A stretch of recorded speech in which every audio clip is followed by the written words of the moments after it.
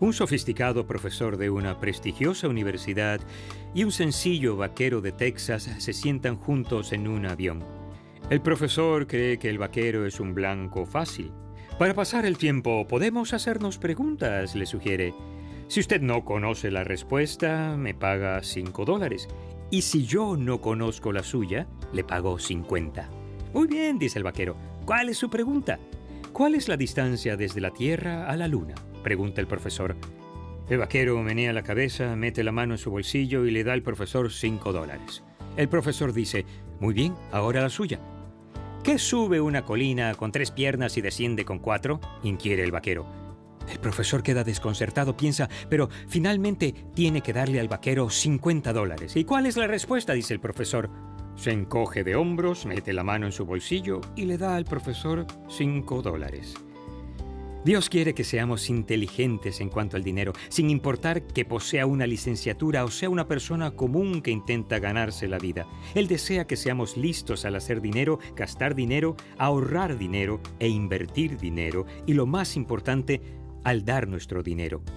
En esta última categoría no quiere tan solo que la mente sea inteligente, sino que el corazón sea generoso. Alguien hizo la cuenta y sugirió que Jesús habló más del dinero que del cielo y el infierno combinados. Si eres un seguidor de Jesús, este tema importa.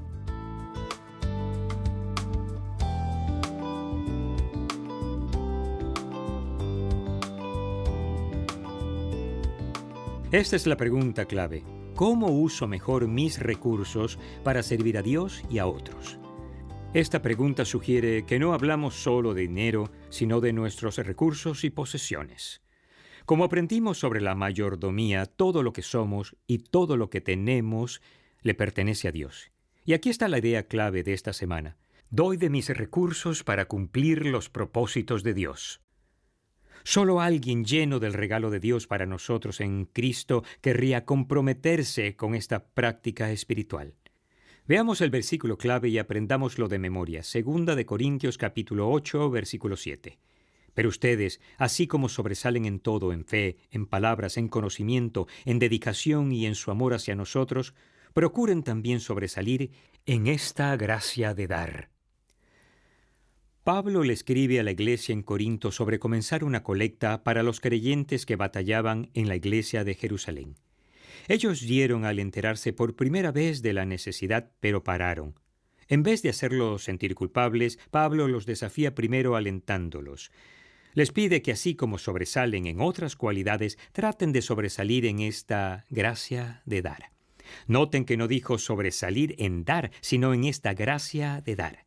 En el idioma griego en el cual escribió Pablo, solo usó una palabra aquí. La palabra es charis o gracia.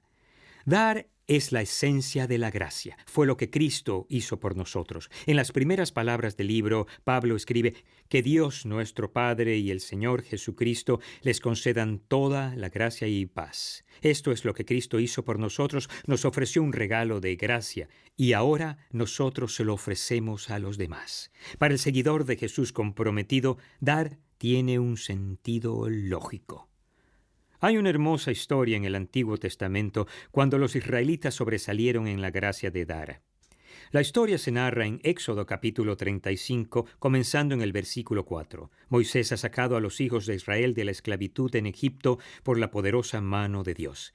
Están ahora en el desierto. Dios quiere descender de nuevo y habitar en medio del campamento de Israel para estar con ellos, educarlos y capacitarlos. Y le da a Moisés instrucciones detalladas sobre el tamaño, el diseño y los materiales que deben usar para hacer el tabernáculo, que es la palabra hebrea para la morada de Dios.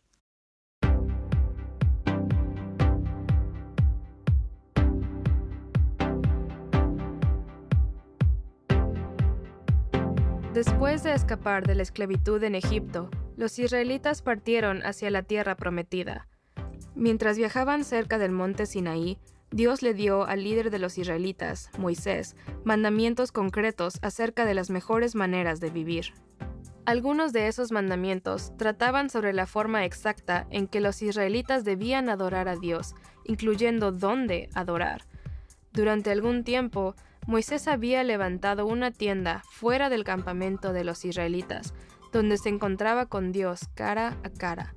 En el momento en que Moisés entraba en la tienda, una columna de nube permanecía a la entrada de la misma. Cuando los israelitas veían la nube, cada uno se quedaba de pie delante de su tienda, adorando a Dios. Ellos le llamaban a ese lugar la tienda de reunión. No obstante, ahora Dios le había dado a Moisés instrucciones específicas para construir un nuevo lugar de adoración.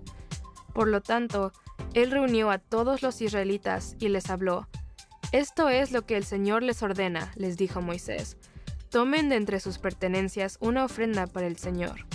Moisés entonces enumeró todos los materiales precisos que eran necesarios para construir esta nueva tienda, la cual se llamaría el tabernáculo.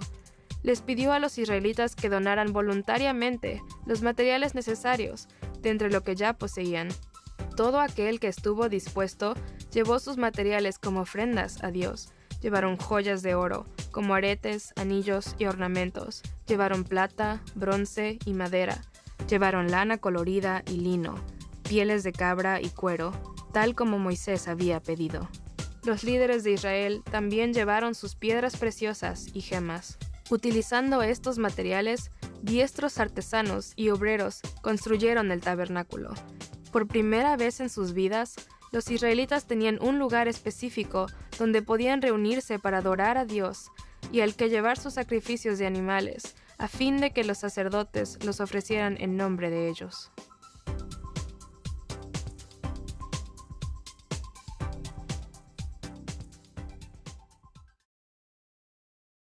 Para construir esta tienda móvil, los hijos de Israel fueron llamados a dar de sus recursos personales.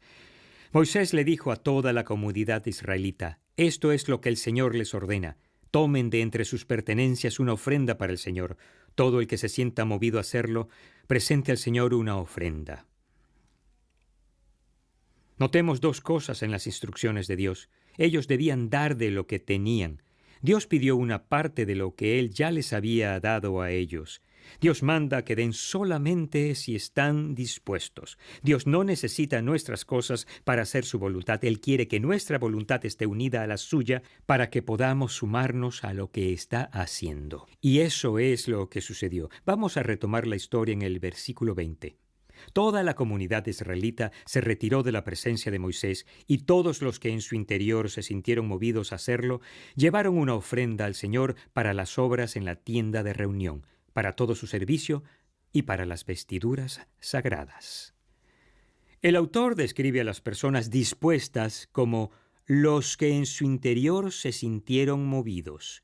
Aceptaron esto en su corazón, donde se toman verdaderas decisiones. ¿Cómo resultó todo? En el capítulo siguiente, los encargados de la construcción le llevaron este informe a Moisés. La gente está trayendo más de lo que se necesita para llevar a cabo la obra que el Señor mandó hacer. Me encanta el siguiente versículo.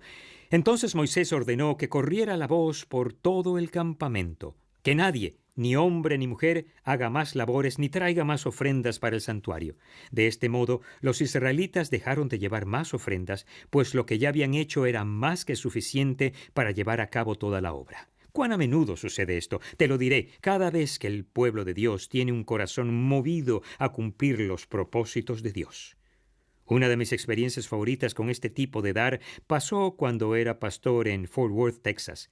Una joven me envió una hermosa nota y compartió su historia. Su nombre es Jennifer. Vivía con su mamá soltera y su hermano. Enfrentaban dificultades. Jennifer trabajaba con salario mínimo, pero sabía ahorrar dinero y ponerlo en una caja para ir algún día a la universidad y estudiar enfermería.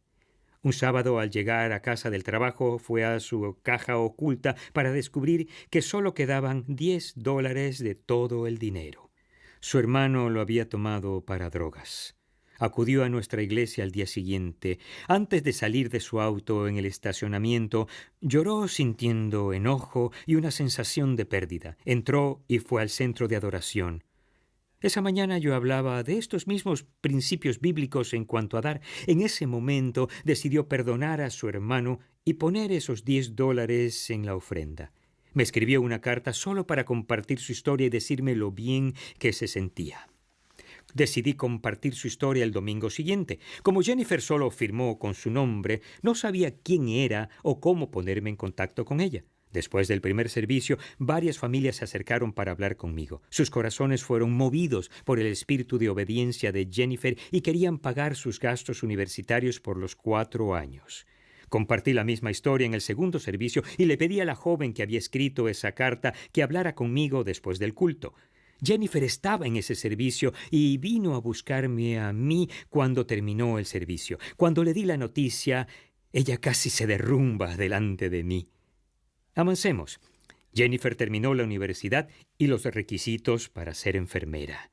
Todo pagado totalmente por las familias dispuestas. Y a propósito, se graduó con honores y ahora está casada, ella es mamá y sirve como enfermera a pacientes de cáncer.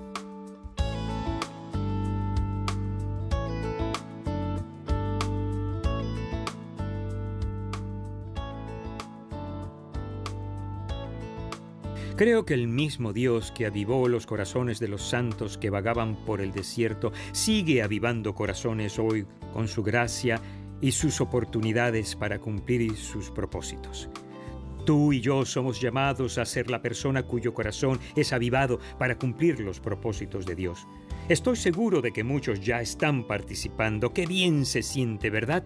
Para algunos quizás la obra acaba de comenzar. Bienvenidos a un emocionante modo de vivir.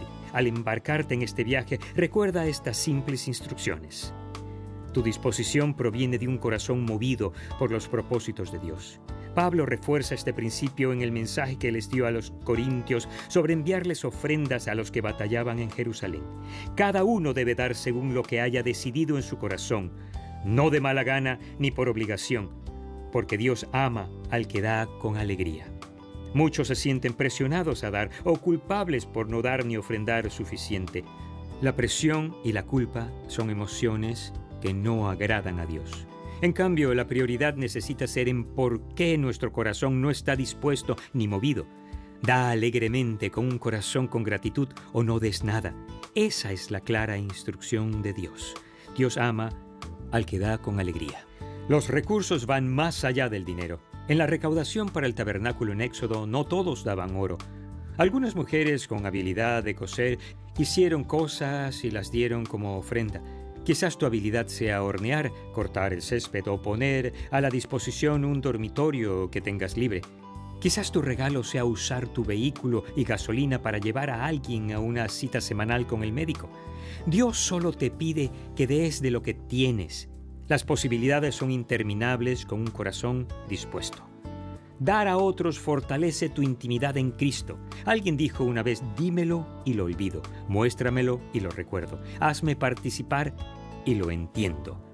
Ofrecer gracia a otros dando nos capacita a entender profundamente y recibir el regalo de Cristo que se nos ofrece en la cruz. Tomar parte en la práctica espiritual de darles a otros nos ayuda, en cambio, a entender y apreciar más nuestra salvación y a nuestro Salvador. Para todos los profesores y las personas comunes que escuchan, tengo una pregunta.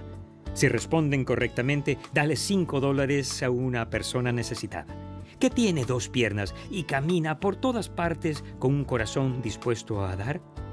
Dios realmente quiere que tu respuesta sea yo. Repítelo conmigo. Doy de mis recursos para cumplir los propósitos de Dios.